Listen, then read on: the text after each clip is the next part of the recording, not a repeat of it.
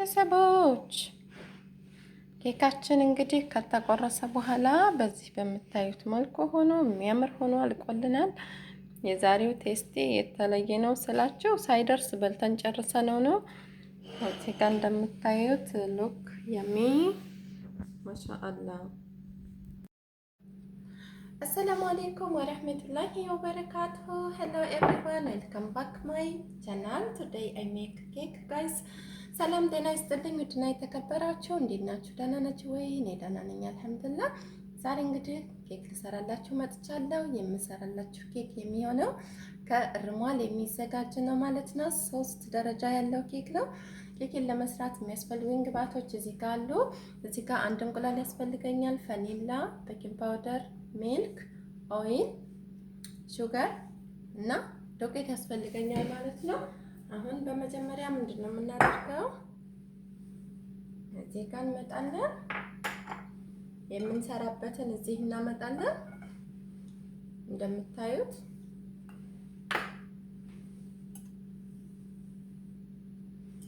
እዚህ በመጀመሪያ እንቁላላችንን 1 እንቁላል እናደርጋለን። ከዚያ በመቀጠል ስኳራችንን እናደርጋለን። ከዚያ በመቀጠል ቫኒላችንን እናደርጋለን። ጨርሰን አይደለም የተወሰነ ቫኒላ እንትኑ ሳይሉም ካላችሁ ታደርጉታላችሁ። አሁን ይሄንን አንድ ላይ ሚክስ እናደርጋለን በዚህ መልኩ።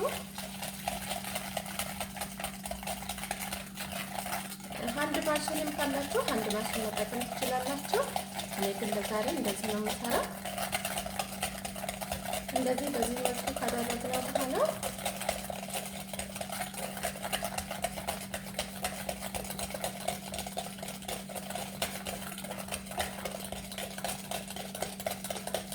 እያችሁ እንደዚህ ከሆነልን በኋላ እዚህ ጋር የምታዩትን ወተት እንጨምራለን። ቢስሚላ።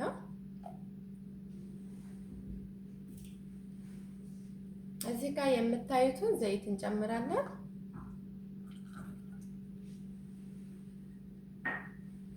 አሁን ሚክስ እናደርጋለን በዚህ መልኩ።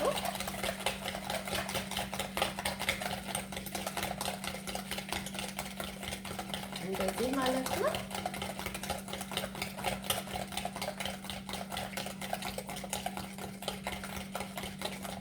አሁን እንደዚህ ካደረግነው በኋላ እዚህ ጋር የምታዩትን ዱቄት እንጨምራለን። ግማሽ ኩባያ። ከዛ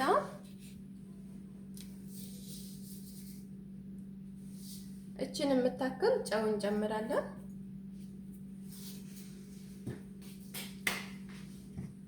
እዚህ ጋር አርችቶ ወይም ደግሞ አፕል ቢንገር ዋይት 1 ስፑን ቀድር እንጠቀማለን። ይሄ አፕል ቢንገሩ ወይም ደግሞ የሰላጥ ሶሱ ምንድነው የሚያደርግልን መሰላችሁ? ኬካችን ውስጡ ነጭ እንዲሆን ያደርግልናል ማለት ነው። ከዛ እንደዚህ ሚክስ እናደርገዋለን። ከዛ እዚህ ጋር የምታዩትን ቤኪንግ ፓውደር 1 ማንኪያ እንጠቀማለን። ቤኪንግ ፓውደር መጨረሻ ላይ ነው የምንጠቀመው። ከዛ አሁንም ሚክስ እናደርጋለን። እንደምታዩት እዚህ ጋር አሁን ወተት መጠቀም ትችላላችሁ ከወፈረባችሁ። እኔ አሁን ትንሽ ያዝ ስላደረገኝ ወተት እጠቀማለሁ ማለት ነው። በዚህ መልኩ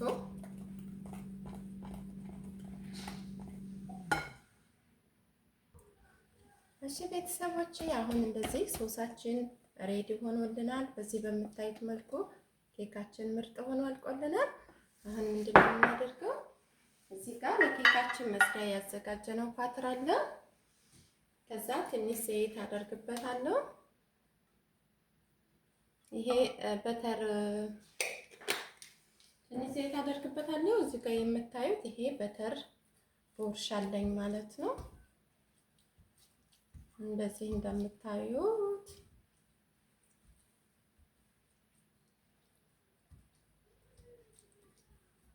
አደርጋለሁ በዚህ መልኩ እዚህ ጋር ያዘጋጀነውን አምጥተን እናደርጋለን ማለት ነው። እንደዚህ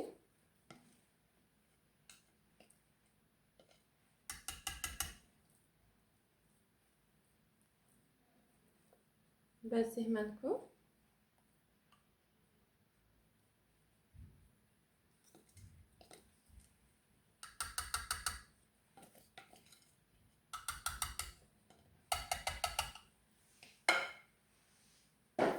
እንደዚህ እናደርገዋለን። እንደዚህ ካደረኩኝ በኋላ ማንኪያ አንጥቼ በደንብ አስተካክለዋለሁ። በዚህ መልኩ እንደምታዩት ይሄንን ኦቨን ውስጥ አስገብቼ ተመልሼ እንገናኛለን። ዘይሩት እሺ ቤተሰቦቼ፣ እንግዲህ እዚህ ጋር የምታዩት ይሄ ጀሊ አለ ማለት ነው። ይሄንን ጀሊ እንደምታዩት አንድ ባኬት ነው የተጠቀምኩትኝ። ስትሮበሪ፣ ከረዝ የፈለጋችሁትን መጠቀም ትችላላችሁ። አሁን አንድ ብርጭቆ የሞቀ ውሃ ትጠቀማላችሁ። አንድ ብርጭቆ ቀዝቃዛ ውሃ ትጠቀማላችሁ። ከዛ እንደዚህ በደንብ ተሟሙታላችሁ። በደንብ ሚክስ መሆን አለበት። እሳት አያስፈልገውም፣ ምክንያቱም ጀሊ ስለሆነ ምንም አይነት ስኳር አያስፈልገውም። እጅግ በጣም ቴስቲ የሆነ ኬክ ነው። ማሻላ ተባረከላ። እንግዲህ እንደምታዩት እንደዚህ ያለ መሰልቸት በደንብ መሰልሰል አደርገዋለሁ። ከተመሳሰለ በኋላ እንግዲህ የሚ እንደሚሆን ምንም ጥርጥር የለኝም። አሁን የቀዘቀዘውን ውሃ በዚህ መልኩ ትንሽዬ እጨምራለሁ ማለት ነው። በደንብ ቴስቲውን እንዲይዝልኝ በዚህ በምታዩት መልኩ ኦማይ ጋድ አሜዚንግ ጋይስ አሜዚንግ ቬሪ ቬሪ ቴስቲ። አሁን ደግሞ ኬካችን ደርሶ ወጥቶልናል። ከኦቨን መልስ ነው እንደዚህ የሆነው። አሁን እንደዚህ አድርገን ያዘጋጀነውን ይሄ ሀብርማል ይባላል ማለት ነው። ሀብርማላችንን ርማል ይሄ በእንግሊዝኛ ምን እንደሆነ አላቀውም፣ ነገር ግን እንደዚህ እንደምታዩት ዙሪያውን ኬኩ ላይ እናደርስበታለን አላልኩም? ኦማይ ጋድ በዚህ መልኩ እንደዚህ ዙሪያውን ንስንስ እናደርገዋለን። በእጃችን የተረፈውን አንድ ፍሬ ይበቃችኋል። አንድ ፍሬ ካልበቃ ደግሞ መጨመርም ትችላላችሁ።